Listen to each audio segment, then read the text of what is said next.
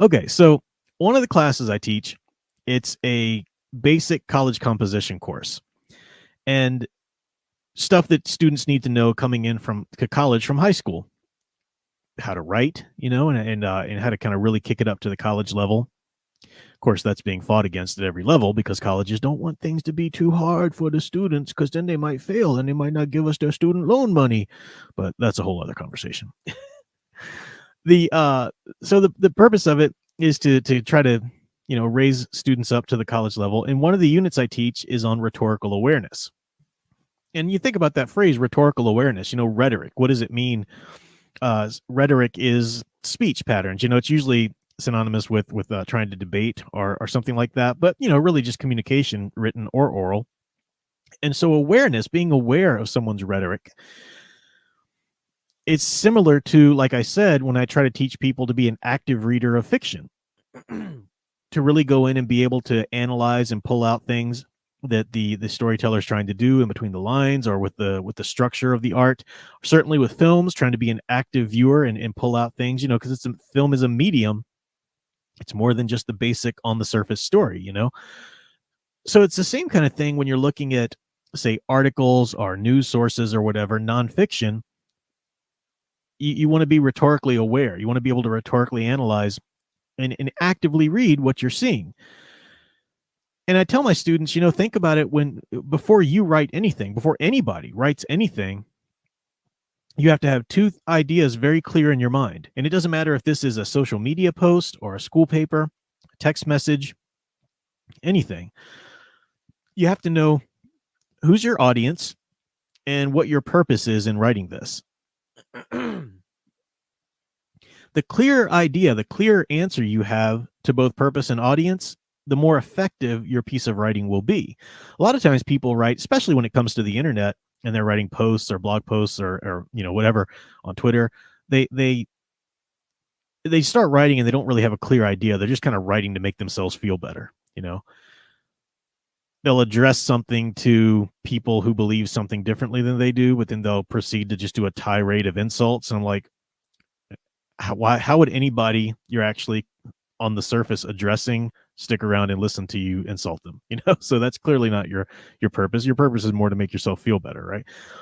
So I tell my students, that, but because of that, now if you've had a good idea of your audience and your purpose, you'll be able to make better decisions with your language, what kind of word choice you use, because you use a different type of language with some audiences than you do another, depending on your purpose as well. You'll use a different level of tone, a tone of formality or a tone of emotion or something like that.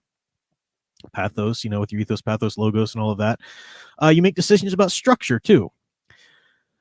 So if you make all those decisions, and it's important to make those decisions when you're going to write something, then you need to think about that backwards when you're reading somebody else's writing. So when you're reading a news article, or you're watching a news story, or you're watching a YouTube video, ask yourself, start reading between the lines. Ask yourself questions like, what is this YouTuber, for example, YouTuber or writer, if it's an article, what are they trying to get me to believe?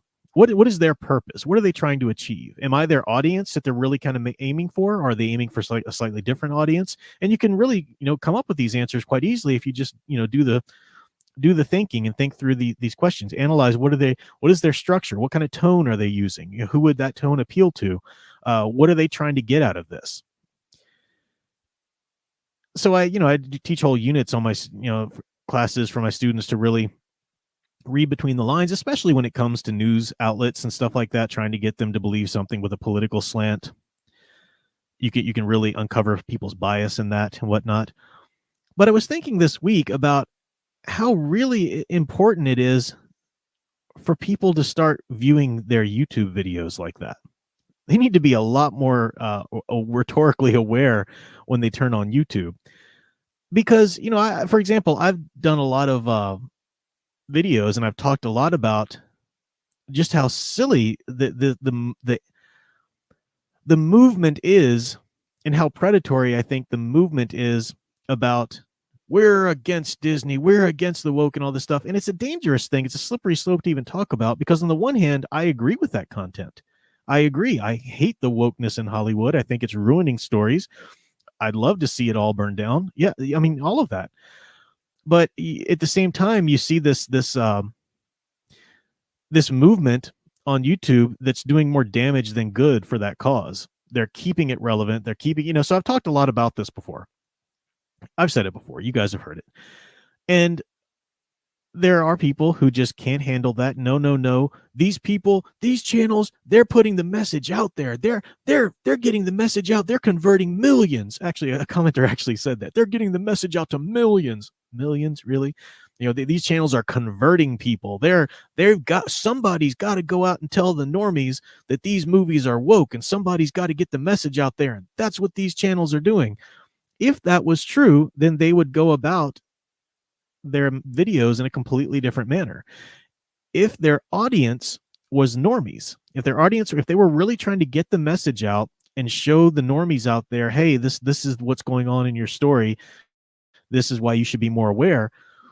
But look at their tone. I made the thumbnail for this live stream with the samples of the types of video thumbnails they'll use. Rhetoric like Disney is furious. They hate this. Gosh, this is huge. These types of thumbnails, which are they're clickbaiting. These are like the news stories that you'll see that pop up in the feed sometimes, and they'll say things like fans are going nuts over Millie Bobby Brown as Princess Leia. And you see that headline, you're like, what? Millie Bobby Brown's playing Princess Leia? Well, let me click on that. And then it doesn't tell you anything up front. First, it's got to give you a whole history of Star Wars and what it's meant to people, and then Millie Bobby Brown and how she's gotten really popular and blah, blah, blah. And somewhere maybe around the third down of the article, it'll get to where some people have said or fan casted her as Princess Leia. And then at the end, you find out that somebody did some fan art or some AI art as Millie Bobby Brown as Princess Leia, and some people liked it on the internet.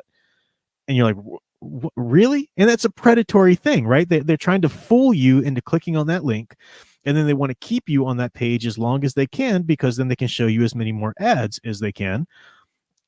And so they're just trying to make money off of you. They're just trying to monetize your need for a little dopamine hit, like, oh, what? She's that? They're manipulating you. And I think the same thing is the case with a lot of these videos. If their goal was really just to preach the message, to get it out to the normies, to the people would wake up about, more people would wake up about Disney and the wokeness in Hollywood. If that was their purpose and their audience was normies, they wouldn't market their videos. They wouldn't package their videos like this. They're making a commodity out of nerd rage, geek outrage, and you can see that in their thumbnails. And they'll have, they'll take whatever the bad guy of the week is, Bob Iger, Brie Larson, whatever, and then they'll make them with a mad face or a sad face or whatever. I mean, this is like Jerry Springer levels of manipulation. And I've said that before. And I don't know why people can't wake up and see that. There's a formula to the videos. They got to make sure they get this info out first. They're using the formula that professional YouTubers tell you to have to use. If you want money, if you want clicks, if you want revenue, if you want people to stick around into your video, make sure that you don't give away this part of your video until the end, and make sure you mention that, and make sure you got all the social media up here. It's a business. Now you might say, well, what's wrong with that? What's wrong with somebody trying to make a little money while they're nothing's wrong with that at all. Hey, if you can make money on YouTube, great, do it. But when you're actively reading and when you're trying to practice rhetorical awareness about these videos and what they're saying and how they're saying it, at some point you have to ask yourself, what is their purpose? Is their purpose really to get the message out? And maybe on some level, maybe on the level of priorities, their message is to get, or their purpose is to get the message out somewhere. But way up at the top of their priorities is to make money off of you, you chump. And if there's nothing going on, then they've got to try and figure out something to get you outraged about. What normie would click on a video that's basically saying, haha, Disney's so mad at this? That's not for a normie. That's for the geek outrage to go, oh yeah, Disney's mad, cool, because we're fighting the culture war, and I'm with you, Mr. YouTuber or Mrs. YouTuber, and we're on the same side. That's what they're going after. They're preying on that kind of outrage, sometimes legitimate and sometimes manufactured. And you can just see that by analyzing their rhetoric. Look at the tone, look at the structure, look at all of that. And again, I think one of the reasons why some people are react so viscerally, against what I'm saying, is because we do get disregarded a lot, right? We do get disregarded a lot when you stand up and say, no, there's a problem in Hollywood. It's just overrun by these ideologues, and there are a lot of people that just want to brush that aside. I was listening to Ethan Van Sciver's stream the other day, and he was actually listening on his stream, which it gets so weird. He was listening on his stream to the Dick Masterson Veto podcast. I forgot what they're called. While they were live, so I heard Vito, the guy Vito, was saying, and he was talking about, of course, they were talking about Young Ripa. Somehow it came from that, but they were talking about these channels that do kind of prey on the wokeness or whatever. And he said, and Vito was saying, these guys are happy that something failed. That's ridiculous. I wouldn't. Hey, let these things get made and then let's go see them and we can see if they're good or bad. Now, that's just a stupid thing to say right there, because you don't let these things get made, because that's all Disney wants. They want the message out there. You got to starve them. You got it. So, yeah, it's a joy. It's a wondrous thing when these things get canceled. I love that. But you do get disregarded like that a lot. So if you're somebody that knows that the ideologues are overrunning Hollywood, if you're somebody that's sick and tired of your dearly beloved franchise being run into the ground, and you get, just disregarded like that, well, then, yeah, they can try to, sometimes the issue is presented in something called a false binary. And this is something else that I talk about in my classes. It's false binaries. The media loves false binaries. YouTubers love false binaries if they're really trying to get clicks and really trying to prey on a culture war outrage like this, because false binaries, that polarizes the public. That makes you feel like, hey, it's me and people who agree with me against the bad guys, and that's very rarely ever a truly accurate representation of any issue. The example I give in my class is I say, look at the abortion issue. Look at how that's always portrayed in the media. It's the pro-life side versus the pro-choice side, and you're either on one of these sides. And if you're on this side, then the other side's evil. And if you're on that side, then the other side's evil. I said, but if you go into any room of any given people and you really start to ask them specific questions about what they believe about abortion, you're going to find out that you have more of a spectrum, more of a graph kind of thing. And I draw this in class, and I say, okay, look, let's say if this is the media's dividing line between pro-choice and pro-life, well, you're going to have these people over here who, they're not really comfortable with abortion, but they think maybe it should be legal if it was a case of incest or rape. Or then these other people over here are going to say, well, we like abortion, but probably, you shouldn't just use abortion as a means of birth control if it's like your ninth one. There should be some limits. Or some people think, well, we like abortion, but there should be limits on the term. So you've got people on all kind of, gradation of the scale there. And the reason that's important is because if you were, some person anywhere on that scale, and you were trying to convince other people to come over to your side, you can't treat everybody as though they're all that other side, because some people are closer to your view than others. And you really want to be able to acknowledge the nuances of the issue if you're going to make any sense and actually make any headway in trying to convince anybody of anything. So that's the problem when you present these issues, as though, look, you're either on the side of these channels and fighting the woke, or you're not, and you just might as well be an ideologue. Well, that's not.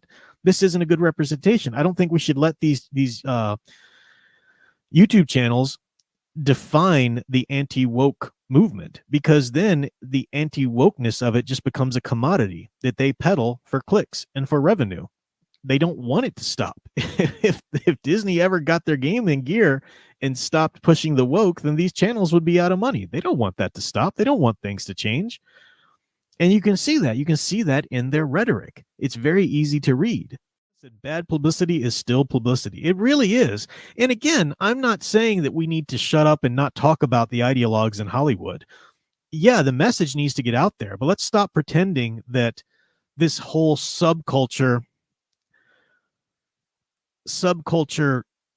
echo chamber of anti-woke isms is doing any good in the culture. And I'm not against it. Hey, I think it's great to have a little community. And I say echo chamber just because it's a hot word. I don't really I think echo chambers are fine, depending on the context. And it's great to have a community, and it's great to have some people that you can go to, especially when you're ostracized so much for daring to say, daring to call out the emperor with new clothes, or the emperor has no clothes in Hollywood. It's nice to have some people or some channels that, get it and you can kind of go into. That's fine. But I think it's blown well past that. And it's to the point where it's doing Hollywood more good than it is harm. So as you said, as you way more succinctly said than I, Dr. Y, bad publicity is still publicity. Andre Hernandez for $5. Thank you so much. Said, joke. How dare you talk trash about these channels, Prof? They are heroes. They see these movies, so we don't have to. Yeah, exactly. Exactly. And I know you're joking there when you say talk trash about these channels, but I hope it never comes across as me talking trash about these channels, because I'm not into the whole drama on YouTube thing. I would never. In fact, I've made it my practice when anybody ever comes after me on YouTube, and I've had it happen a few times where people make videos, "A Professor Geek is so dumb," or whatever, or, try to take to task this or that. I just don't address it. I don't respond in any way. I don't, because more often than not, the reason they're doing that, and the reason they're trying to call me out specifically and really kind of put a challenge to me or whatever, is because they want more clicks on their channel. And it's always been channels that didn't have quite as many subscribers as I do. I don't have very many, but they didn't have quite as many as I did. And they thought, hey, if we call out some people, if we start some beef on YouTube, then they'll make their videos about us, and then that'll get some people shining their light on us, and then our channel will grow. And that is a tactic. That is absolutely a tactic. But I just don't like that look. I don't like that. I'm secure in what I say and what I believe. And I've got my own little platform, and I talk about it, and people can listen and like it, or they can say, screw you, guy, and move on. And that's all fine, whatever. I don't really believe in going on to other people's platforms or even comment sections and be like, oh, how dare you, blah, blah, blah. Like, I'm cool with what I believe. I don't care about, if you believe something else, great, go do it. So yeah.